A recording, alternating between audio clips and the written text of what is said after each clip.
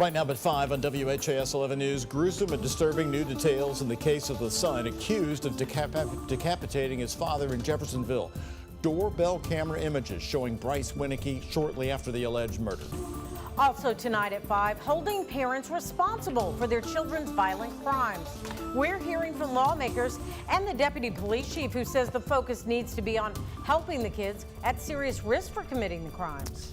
And then live at 5:30, the Jefferson County Commonwealth's attorney, Jarena Weathers, is joining us. She last week called for laws to punish parents of children who commit crimes with guns. We're asking her for more details on how that would work right now, here at 5.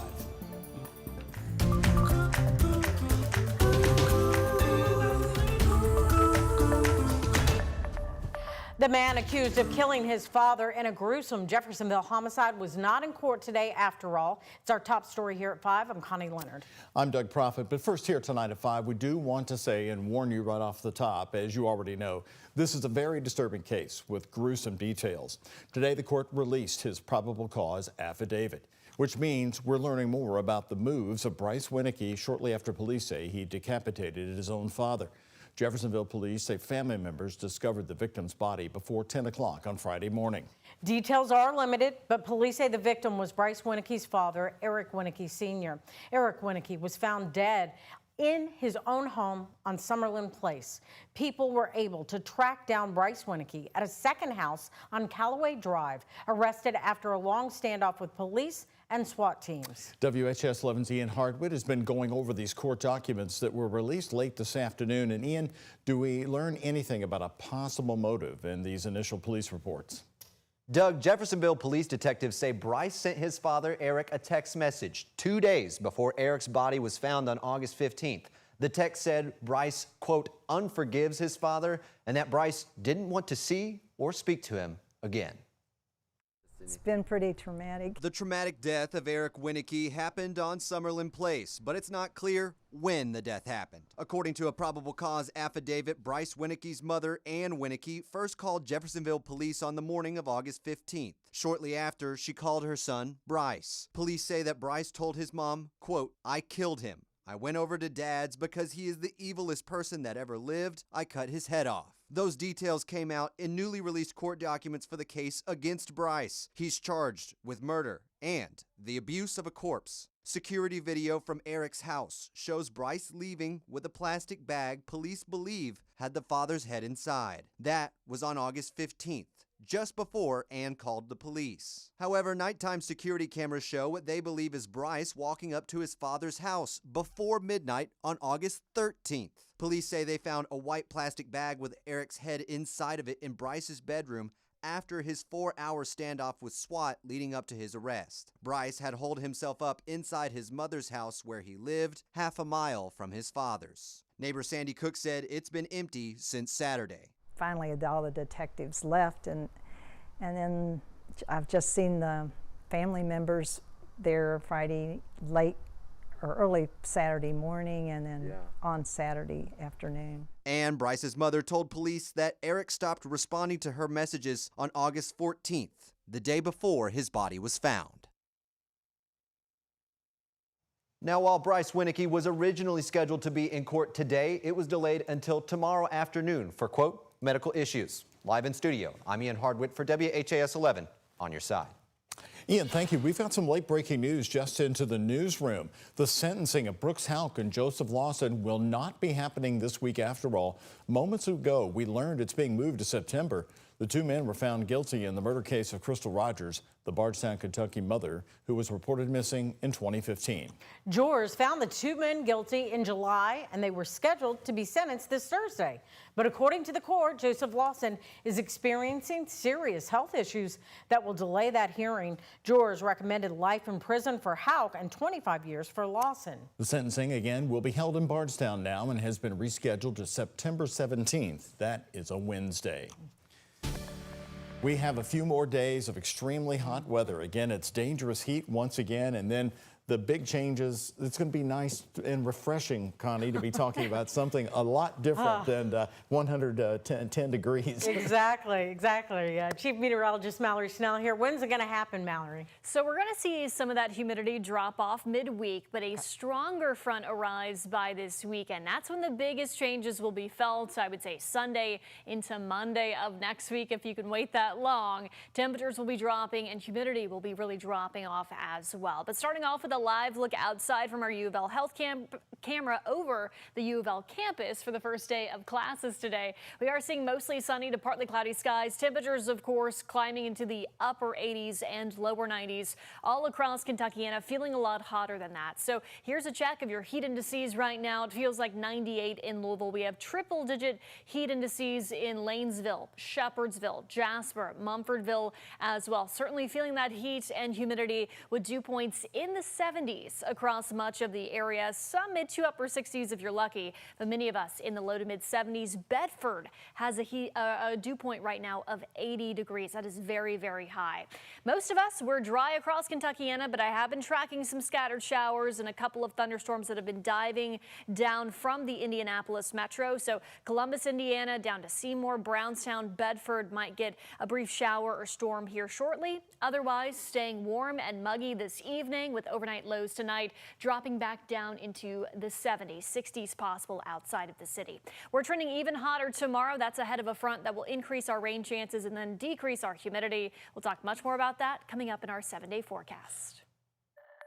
The prosecutors of this city is taking a stand and calling now for our legislators to help us draft and pass new legislation for parental responsibility that covers these cases of youthful offenders possessing guns they should not have. Jefferson County Commonwealth's Attorney Jarena Weathers there late last week calling for Kentucky parents to take responsibility of their children, pushing for lawmakers to create new laws. Weathers wants to hold parents and guardians legally responsible when a child has a gun and they commit a crime. And she admitted that to get that done, it would have to be with Kentucky lawmakers. But happening right now, coming up in just a few minutes tonight at 6, a community forum on violence held at King Solomon Baptist Church. WHAS11's Isaiah Kim Martinez is there right now live with reaction to the call for more penalties on parents. Isaiah?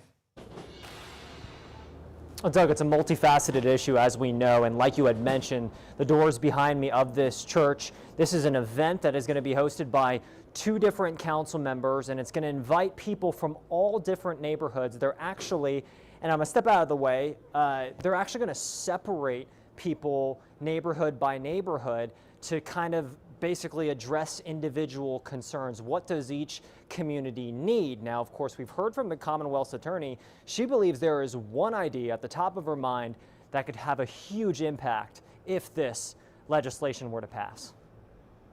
The balloons along Chestnut Street, right by a school bus stop littered with bullets back-to-back weeks, show that the calls for accountability are growing louder. And what I don't want us to do is make a knee-jerk reaction based on recency bias, but we clearly have to do something. I talked to Reverend Tim Finley Jr. about the latest idea from the city's top prosecutor, Commonwealth's Attorney Jarena Weathers. But you need to put the guns down. She's calling for Kentucky lawmakers to pass legislation that would open parents up to punishment if their kids are charged with crimes while having a gun. Well, I think it has to be on a case-by-case situation.